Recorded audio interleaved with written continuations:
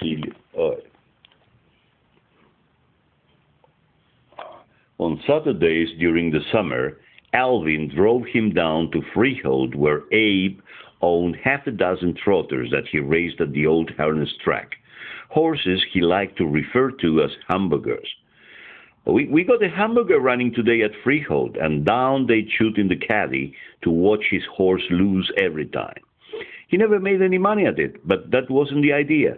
He raced horses on Saturdays for the Road Horse Association at the pretty trotting track in Weekahick Park, and he talked to the papers about restoring the flat track at Mount Holly, whose glory days were long past. And this was how Abe Steinheim managed to become commissioner of racing for the state of New Jersey and got a shield on his car that enabled him to drive up on the sidewalk and sound the siren and park anywhere. And it was how he became friendly with the Monmouth County officials and insinuated himself into the horses' set at the shore.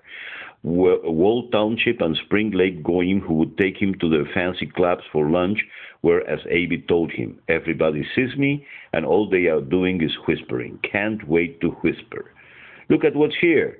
But they don't mind drinking my booze and getting treated to great dinners, and so, in the end, it pays off. He had his deep-sea fishing boat docked at the Shark River inlet, and he would take them out on it and liquor them up and hire guys to catch the fish for them, so that whenever a new hotel went up anywhere from Long Branch to Point Pleasant, it was on a site that the Steinheims got for next to nothing. Abe, like his father, having the great wisdom of buying things only at a discount. Every 3 days, Alvin would drive him the 4 blocks from the office to 744 Broad Street for a quick trim in the lobby barber shop behind the cigar stand, where Abe Steinheim bought his Troyans and his $1.50 cigars. Now 744 Broad was one of the 2 tallest office buildings in the States, where the National New York and Essex Bank occupied the top 20 floors, and the city's prestigious lawyers and financiers occupied the rest, and where New Jersey's big money men regularly frequented the barber shop, and yet a part of Alvin's job was to call immediately beforehand to tell the barber to get ready. Abe was coming, and whoever was in the chair to throw him out. At dinner, the night that Alvin got the job, my father told us that Abe Steinheim was the most colorful, the most exciting, the greatest builder New York had ever seen. And a genius, my father said. He didn't get there without being a genius, brilliant. And a handsome man, too.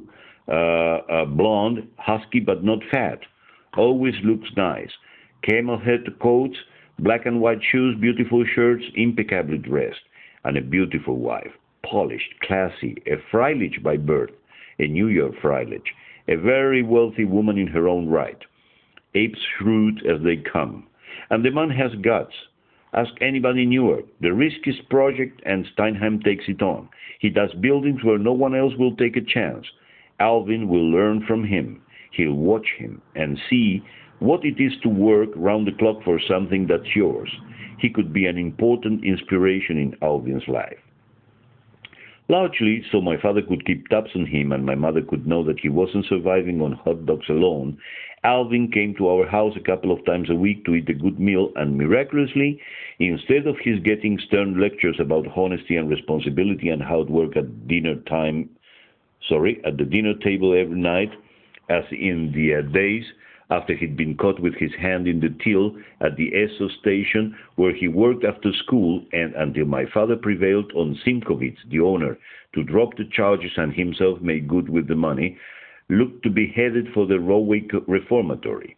Alvin conversed heatedly with my father about politics, about capitalism particularly, a system that, ever since my father had gotten him to take an interest in reading the papers and talking about the news, Alvin deplored, but that my father defended, patiently reasoning with his rehabilitated nephew, and not like a member of the National